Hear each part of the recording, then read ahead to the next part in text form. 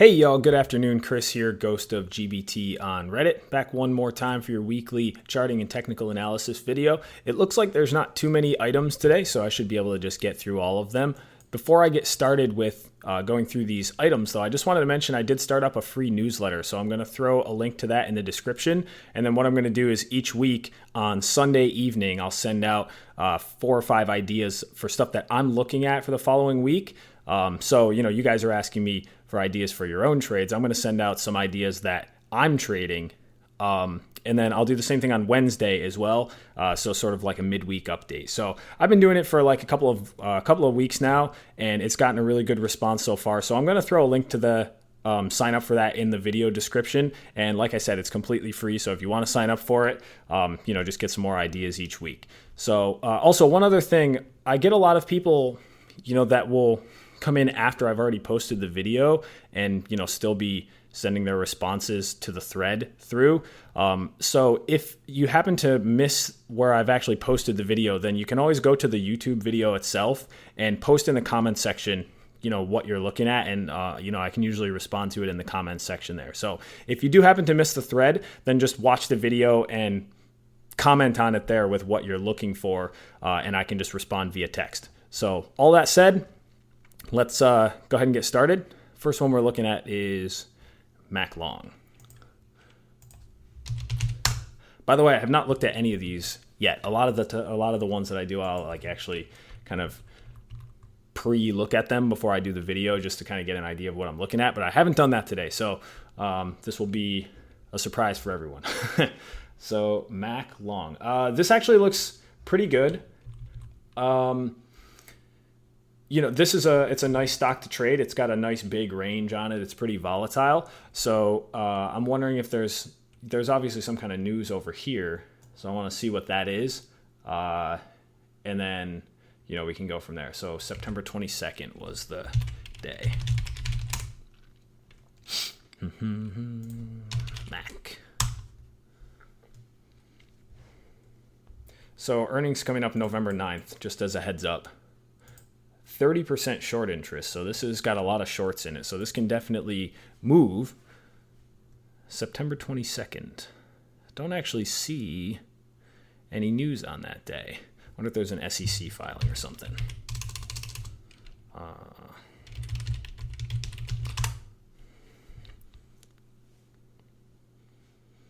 Come on, Edgar. Okay. Mac. September 22nd.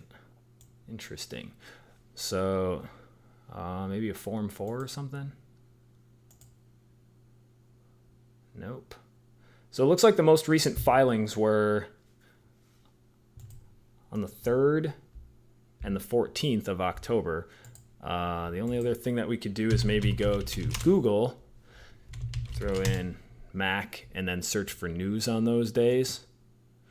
So custom range.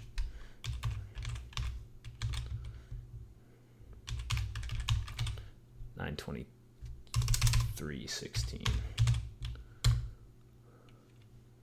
And then we want news. Maybe an upgrade. Was there an upgrade on here that I missed? Nope. Nothing in the upgrades or downgrades.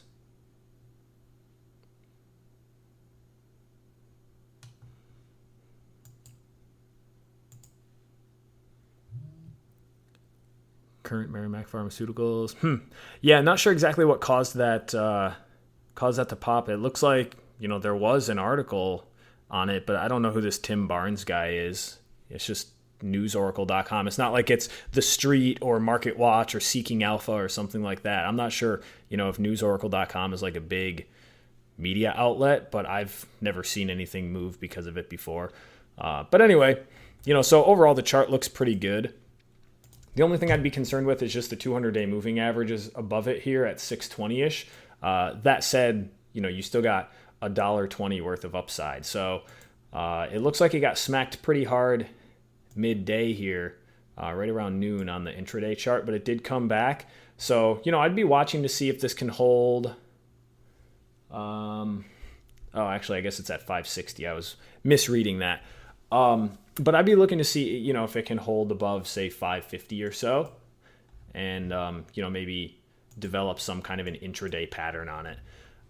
So that said, yeah, it looks good. I like trading this stock. I've traded it before. It looks like it had like a potential flag breakout happening here, and then it broke to the downside, and now it's sort of bounced off of its low.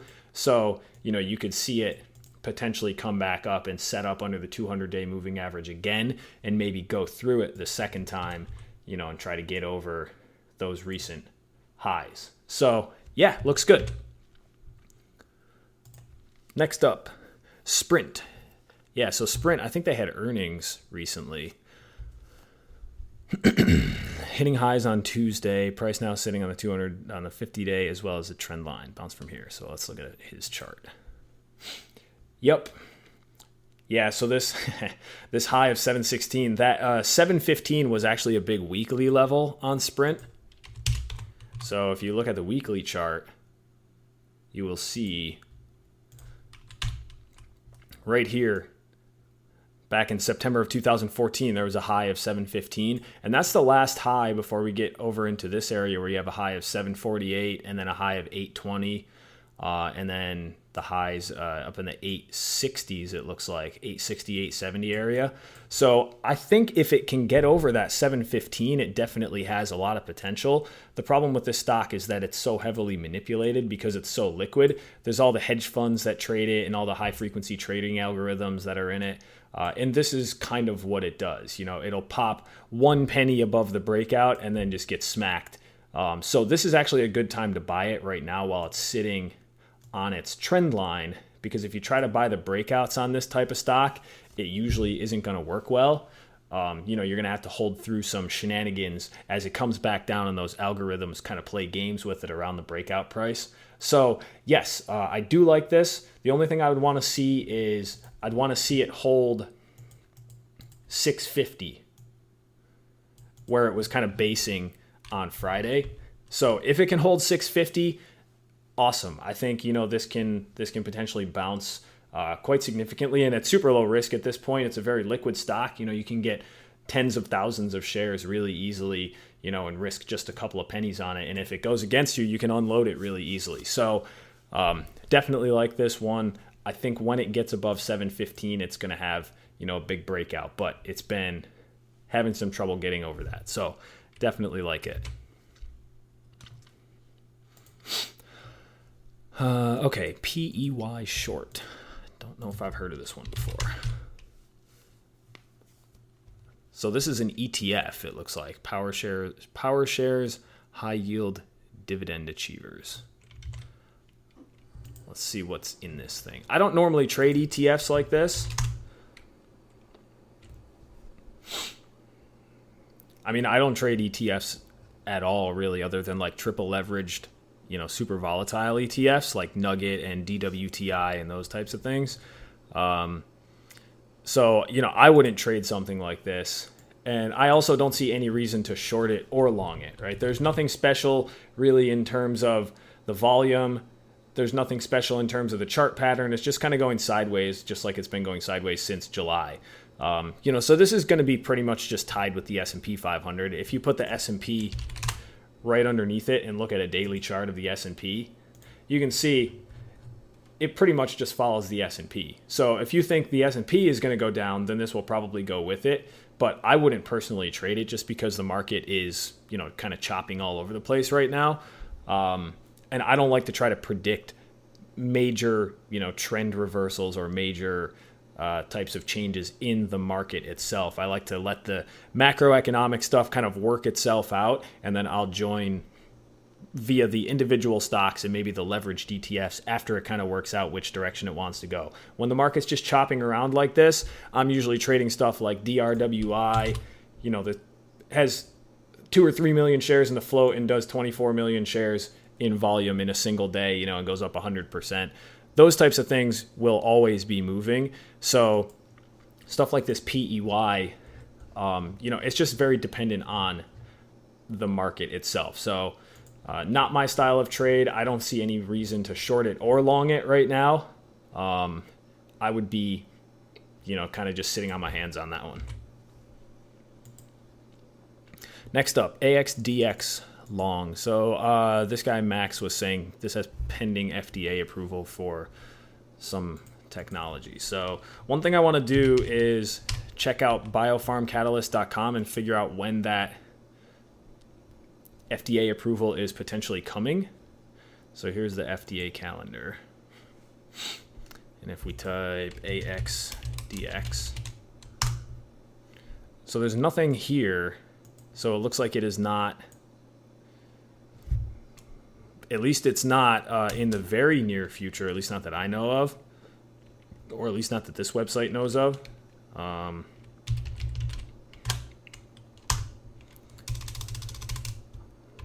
else do we have here? DRRX.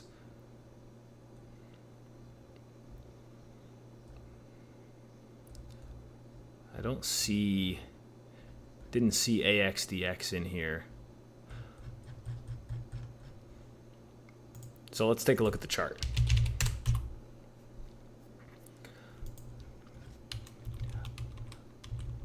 I mean, it looks like it's in a good bounce spot, but it's just been going sideways for quite a while.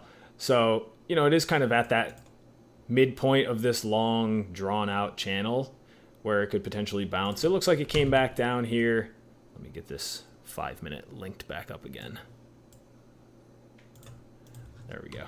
So, I mean, it looks like it's coming down and just kind of retesting this previous breakout from back in early September.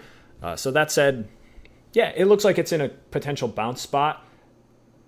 Would I buy it right now? Maybe. I mean, I don't know how close that FDA approval is, but I definitely would not be, swing trading it through that FDA approval. Those are just too, binary of a catalyst for me. So I don't touch that type of stuff. But, as a swing trade, if there's no immediate action coming on it, it's not, they're not going to release their FDA approval results within like the next week or something, then sure, you could trade it for a swing trade and maybe it bounces to 25 or something like that. Looks like it's in a good spot.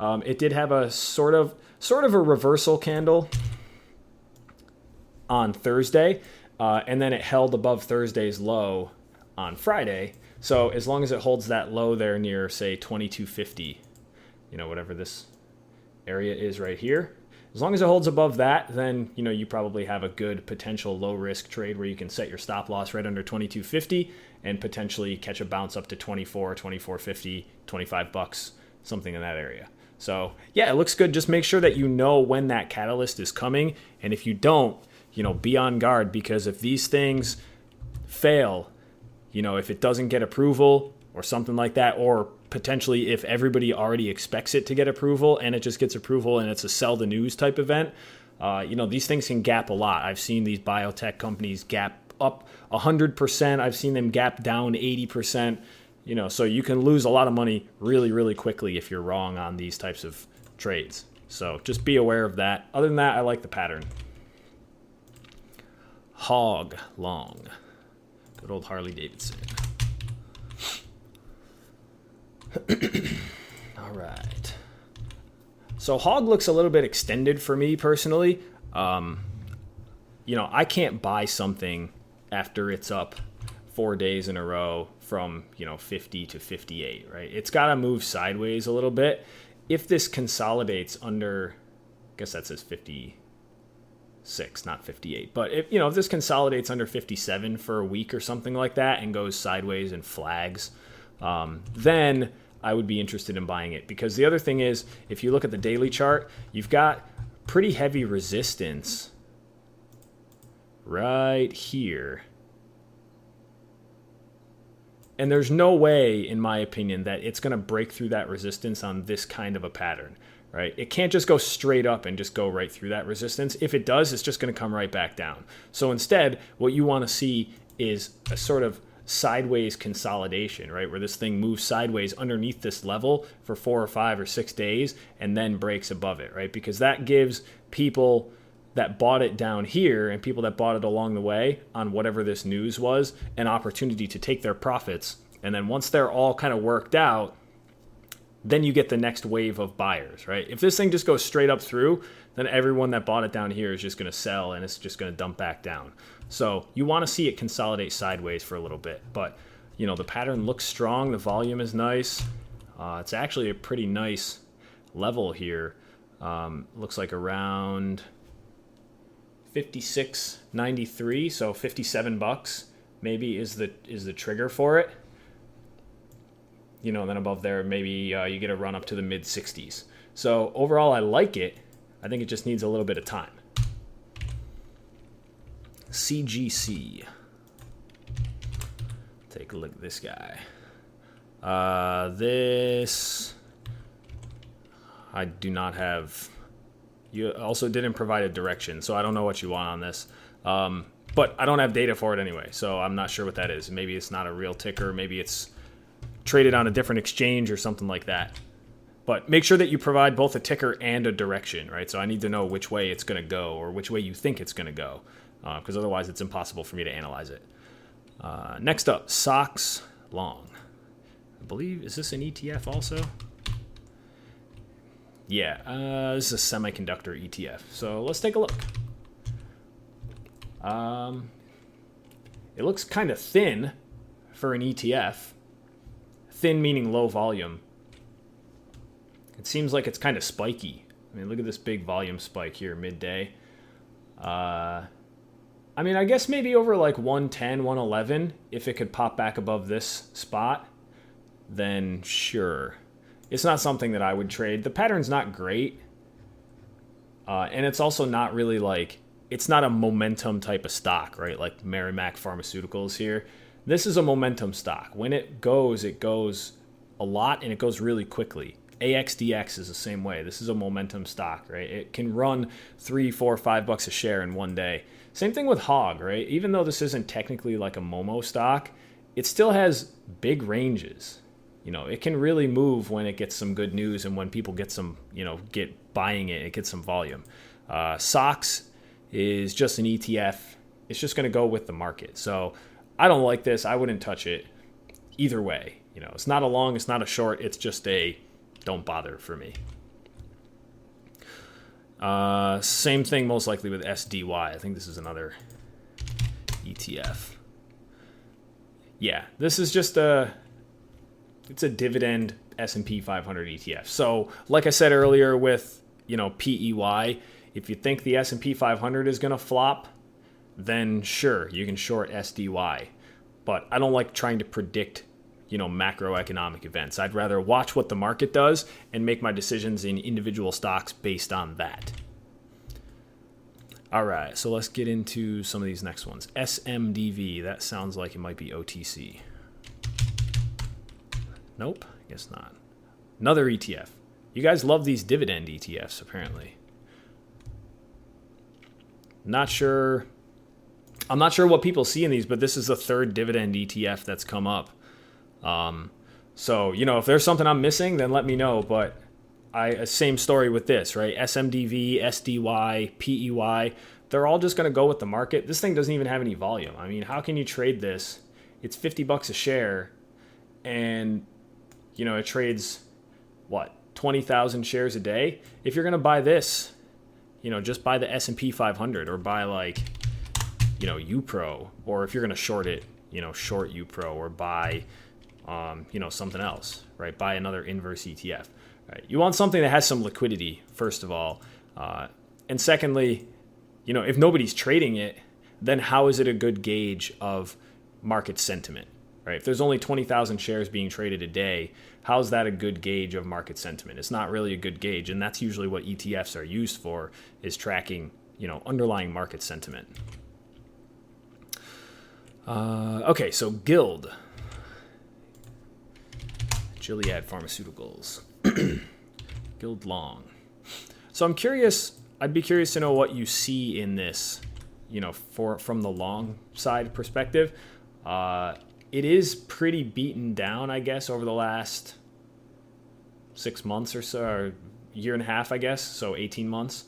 You know, it seems like it's just kind of come back down to its previous area and actually broken underneath it So it looks like it broke the uptrend quite a while ago, and it needs to reclaim the 200-day moving average before it really gets moving again for a long-term move.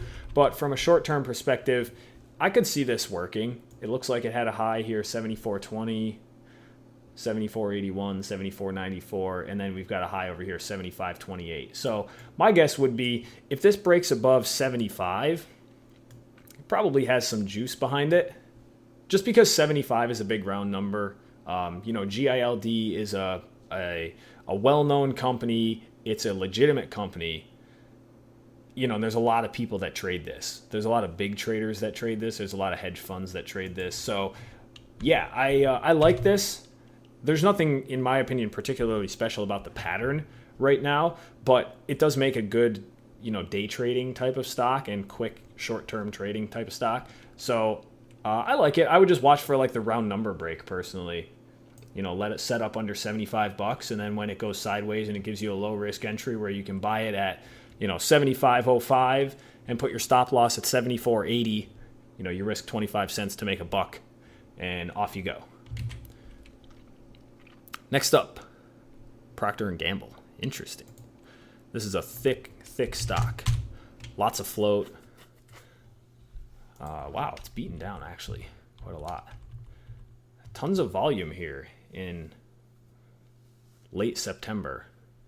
I'm probably missing something as far as why this has so much volume in late September. But yes, Procter & Gamble is the type of company that, this is never going to go away. All right, so this would be like a longer term type investment for me. I wouldn't really, I doubt I would day trade this just because it doesn't really move enough. But that said, it is kind of just sitting right on the 200-day moving average. So this could definitely bounce. I just want to see like some kind of a reversal candle or something. So maybe on Monday, it looks like it's actually already starting a reversal with this sort of triple bottom here around $84.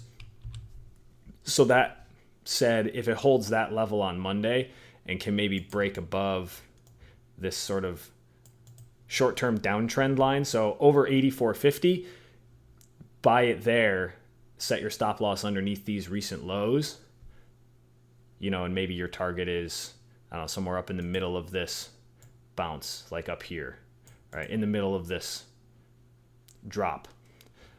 So 86.50, we'll say. So buy 84.50, you put your stop loss under 84.25, so you risk 25 or 30 cents, and you've got the potential for $2 of upside. It's actually a really good reward to risk. It's just going to take a little while to actually get there. So yeah, I like it. Nice find.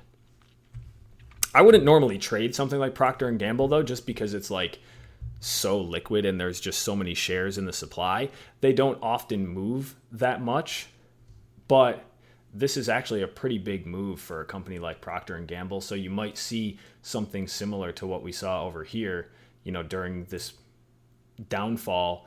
It just came right back up into the trend. So we might see that again right now. Next up, ATVI, Starbucks. And then we have Netflix long. So let's see here. ATVI. Activision's been a real strong stock for a long time. This looks like it could possibly break out to new highs here over $45. With these types of stocks, honestly, I pretty much just play the round numbers. If it's a well-known stock like this, they're always going to hit these round numbers, right? So this is $45. You can see down here, it came right down to $42.50. Over here, the low's $41.85. So the major resistance points on these, you can see right here, it stopped exactly at $43. And then it's kind of oscillating around that area. So the major resistance points on these, liquid, well-known stocks like Sprint, HOG, ATVI, GILD, it'll always be the round number. So anything that ends in 0.00 or 0.50 will usually be a good spot. So what I like to do is, since this pattern isn't super clean, I'll usually just watch to see how it sets up at a round number. So right now it's kind of in the middle, right? It's got a high of 44.65 and then a high of 44.75, and it's over, all these 44.50s, but then you have 45.12 up here. So my guess would be this pops up, moves sideways underneath $45, and then goes through 45 for new all-time highs. We saw something very similar on PayPal on Friday. If you look, they released their earnings. It goes right to $42. And I actually bought it in pre-market right at $42. And it went straight from $42 to 43 or so. And then it kind of ground sideways for most of the day and finished right around 44. Also, you had the IPO highs back here at $42.55, right? So that $42, then straight up through $42.50, breaks to new all-time highs, and then stalls at 43, and we go sideways for a while, and we close at 44. So you see that type of action all the time on these super liquid, well-known stocks. So just something to keep in mind. I would expect similar action on ATVI. Starbucks, most likely the same thing. Let's see what it looks like. Yeah, so we're like right at sort of 53.50, give or take. Double bottom starting to perk up a bit. Can you see this test of 50 SMA? No earnings release until next week. Let's take a look here in my software. Yeah, I can definitely see this pop up. So I don't use the 50 EMA, or sorry, the 50 SMA personally. I tend to use just the 200 day because I find that that's the only one that really affects things from a day trading perspective. You're in a stock, right, and it just randomly stalls for no reason where there's no resistance, and then you look on the daily chart and you see that there's 200-day moving average sitting there. Usually the 50 EMA or the 50 SMA or the 20-day moving average or whatever, those won't usually affect it as much. So I don't have those on my chart, but you had it on yours, and it was right around, where's your 50 EMA, the yellow guy. So yeah, your 50 EMA or 50 SMA is right around 54.50. I use the 50 EMA, the exponential moving average, on my intraday charts as a guide, to buy dips. You can see stuff like Starbucks and ATVI and Mac and those types of things. Like they'll always kind of ride this 50 EMA just like this one did. PayPal did it on Friday also, except it was riding it on the 1-minute chart instead of the 5-minute chart. So you can see all morning just bounce, bounce, bounce, bounce, bounce off that 50 EMA. So Starbucks, it looks like it's struggling to get over 53.75 maybe. So it's holding above 53.50, struggling to get over 53.75. Yeah, I could see it pop back up and test that 54.50 area. You just got to make sure that it's low risk enough that, you're only going to get 50 or 75 cents out of it, right? So you have to be able to risk like 20 or 25 cents. So if you can't get it down to that amount of risk, then it doesn't really make that much sense to do it. Okay, next up, Netflix, and then we have Lulu, United Airlines, or that's Under Armour actually. Lulu, Under Armour, and LN. So Netflix, Lulu, Under Armour, and LN. So the question was, how long do you think we can ride Netflix long?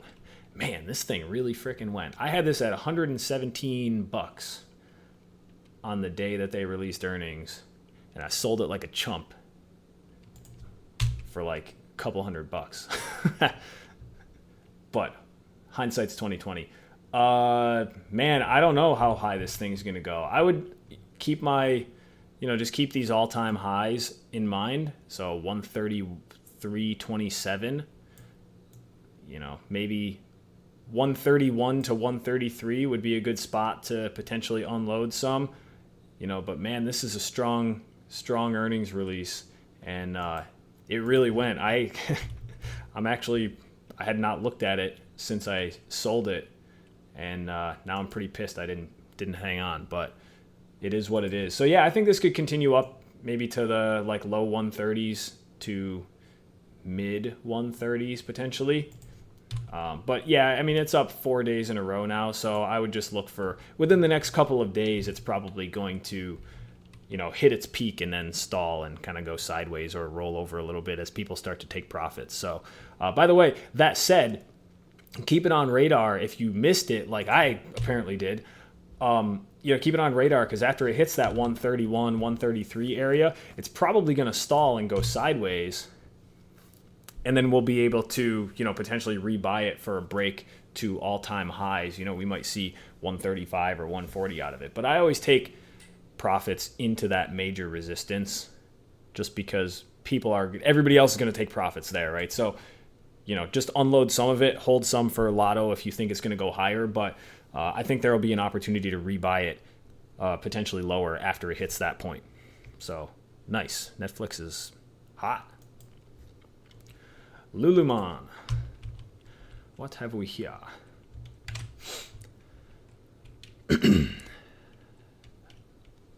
What is LN, by the way? Line. Okay. I just noticed that you were looking at both Lululemon and Under Armour. I wonder if you were doing like a clothing theme or something. Yeah, I mean, this thing is pretty beaten down at this point. It's clearly broken its uptrend. Well, it didn't really have an uptrend, actually. It's just been going sideways for 3 or 4 years. Let's look at a weekly chart. This thing's been stuck in a $40 channel since 2011. But that is a big range, so it can definitely move. Daily chart. I do like this strong push off the bottom. I would say if it can hold, it looks like, this area here was sort of a breakout spot for it. So if we look at the 5-minute chart, you can see this was a key area right here. So 56.20 to 56.40, was a key spot. And it looks like it has kind of come down and bounced right off of that over here. And now it's trying to make higher lows. So if it can maintain that 56.40 low, then yes, I do like this for a long. I think the goal obviously would be for it to bust over here and potentially pop up through 60 or 62 or something like that. But it's going to need to prove that it can hold that low. So this is a good spot to buy it, I think. If you could catch it on a dip maybe first thing in the morning and just set your stop loss under, say, 56.20. Give it a little bit of room, right? Because it's kind of a volatile stock. So give it a little bit of room, maybe even down to $56 underneath potentially, the low of this day. But overall, I do like it. It's a strong stock for trading. I don't know if it's a strong stock for investing, but it's definitely a nice stock for trading. So yeah, I like it. Under Armour, on the other hand, I do not like. This just looks stuck. There's no range in it. There's nothing special about the volume. It's just sitting there. So maybe when it comes over 40, it could get some heat and start pushing upwards. But no, I mean, you're basically trying to guess at the bottom in something like this. So I would not, there's no indication that it's anywhere near the base. I'm guessing this was a reverse or was a split also. I don't actually know for sure, but it looks like a split because you've never seen a stock like Under Armour gap from, $87 to $40. That's just probably unheard of for a company like Under Armour, unless they had like a horrible earnings release or something like that. They're not going to shed 50% overnight. So I think this was a split. I don't know for sure. But right now it's just sitting here, so I wouldn't touch it. And last one, LN. This was a IPO, I believe, right? Line Corporation. What do they do? Application software. Japanese application software. Fun. Platform for mobile messaging and communication services, content distribution, and advertising in Japan and internationally. Okay. So, instant messaging, voice and video calls. Sounds like Japanese Skype or Japanese instant messenger, something like that. Anyway, I always just like to know what these companies do, just as an aside. yeah, it's sitting right on a 200-day moving average. The trend is kind of quirky. You know what it actually looks like? It looks like it's sitting on its IPO highs. See that right there? IPO high of 44.49. I'm not sure what the actual IPO price was on this, but this is what you'll often see. These stocks will consolidate sideways. So this is actually probably a really good spot to buy it. You know, if you're going to hold it for a little while. It is kind of a spiky, weird, volatile stock. So I don't know. You'd probably have to have like a longer term outlook in order to make it work for you. But, you know, you could buy it as it goes through $45 and put your stop loss underneath the low of this red candle right here. So underneath, I don't know, whatever this is down here. 43.40 or 43.50, something along those lines. Basically put your stop loss under the 200-day moving average. But yeah, I mean, it's in a nice spot, I think, to get in for a swing trade. There's a lot of sort of technical analysis trend lines that it's sitting near right now. We have that one, we have this, this trend over here, and then we had the IPO highs. So it's all just kind of right in that area.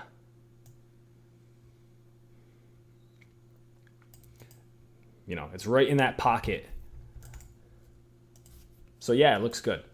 All right, so it looks like that's it for right now. Like I said, if you missed the opportunity to post in the thread, just go ahead and post in the comments on the YouTube video. And once again, make sure you look at the description. There's a link to the newsletter in there, which I'm going to be sending out every Sunday and every Wednesday night with the stuff that I'm actually going to be most likely trading, just give you the plans that how I see it working out. So thanks for listening, and like, comment, subscribe, all that fun stuff.